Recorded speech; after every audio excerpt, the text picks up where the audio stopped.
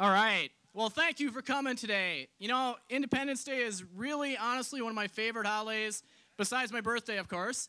But let's get fired up. We have a lot of people here. It is fantastic to see you out expressing your freedoms and protesting to make sure that America stays America. The way I see it, I know a lot of you out there feel the same way. America really is the best place in the world to live. And today, Independence Day, is the perfect day to take a minute and appreciate that. We're taking one day out of the year to remember the sacrifices that people have made in order to make this the best country in the world. Independent people, like the heroes at the original Tea Party, the revolutionaries who said, "Give me liberty or give me death." The founders who set up a system of government with equality, rights, and liberty. And perhaps most importantly, the people who fight for our freedom today, our soldiers who give up their time, spend time away from their families, and some who give up their lives in every corner of the world to protect us from tyranny and hate. It's not an easy job to make the best country in the world, is it? Unfortunately, there's a very loud minority of people out there who don't believe in the promise and glory of America. You know the type. You might even know a few of them personally. They're the kind who thinks America has more to apologize for than to appreciate. They're the kind who see our troops as murderers, not defenders of freedom. And they're the kind who would rather roll their eyes than salute the stars and stripes. I just find it a little bit ironic that the very country they're protesting and complaining about is the only one in the world that would put up with them.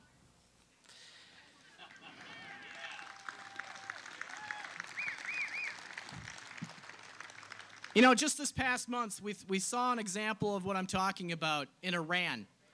We all remember the pictures of the power of the state, the military, and the police beating up, intimidating, and suppressing in every way they could the right of the people to express themselves both in an election and in the protest of the supposed result of that election.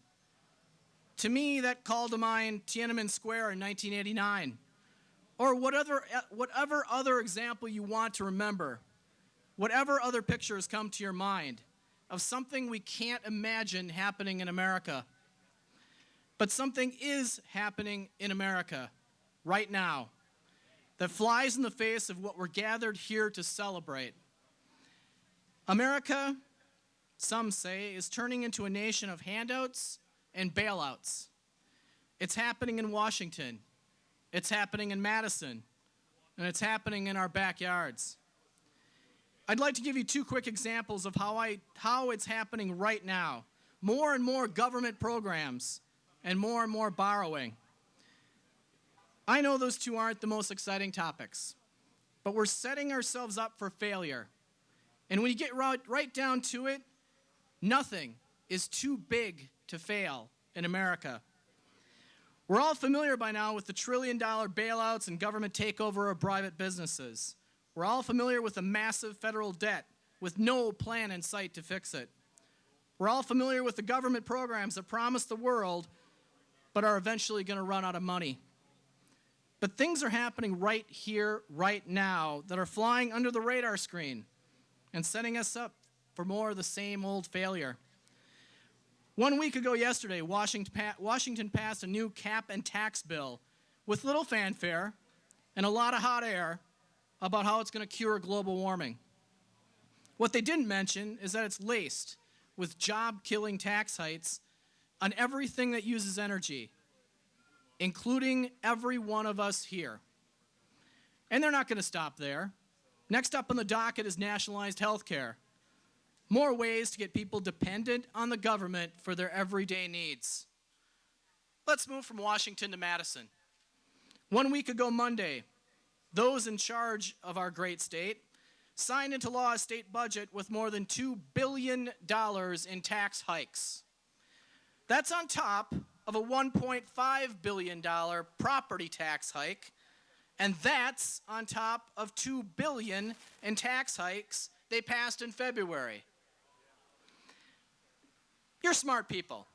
You might ask, what's all that new tax money paying for? And that's a pretty good question, because those in charge cut public school funding. They cut money for property tax relief, and they cut local control. But I'll tell you what they didn't cut: government programs that let people live their own lives. They expanded government health care to cover deadbeats without children. They slashed work requirements for the state's welfare program. And they made it easier for people to get themselves addicted to free government money. You know what the common theme that's missing here? In a word, what's missing is independence. If we're financially dependent on China, where's our country's freedom? If future generations are financially dependent on borrowing because of what they've started, where's our children's freedom? And if our whole country is dependent on the government for every little thing, where's our individual freedom? To me, that's what these tea parties are all about: reasserting our independence from taxes we can't afford to pay, reasserting our independence from needing China to cover our debts and our runaway spending, and reasserting our independence from the government telling us they know what's best for us. And have you noticed something else? There sure are a lot of people who have started saying the 4th instead of Independence Day. Have you noticed that? I've heard people say, hey, got any plans for the 4th? Hey, how was your 4th? Hey, what are you doing on the 4th? I haven't decided for myself yet if it's just laziness, if it's people trying to be clever, or if there's something else at work here. I sure hope the 4th isn't the new happy holidays for the left. Because this isn't just the 4th.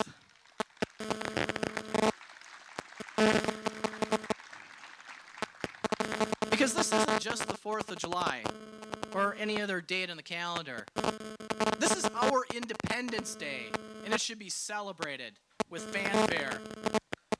Independence Day is a day of appreciation, a day of remembering, and a day of honor. And if you ask me, there's no better way to celebrate than join with our friends, our neighbors, our children, to talk about that, what means most to us, and why it's an important part of our lives.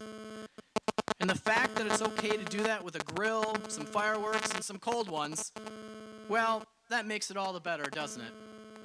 Don't let our government turn Independence Day into nothing more than the 4th. And don't let America turn into a nation of dependents. Today, let's celebrate our Independence Day. And let's make sure that we turn this country around from your backyard to our state to our nation's capital. I appreciate every one of you being here, taking your time, bringing your families, bringing your signs. You're neither Democrats, nor Republicans, nor independents. You're Americans. And I thank you and I salute you. Thank you.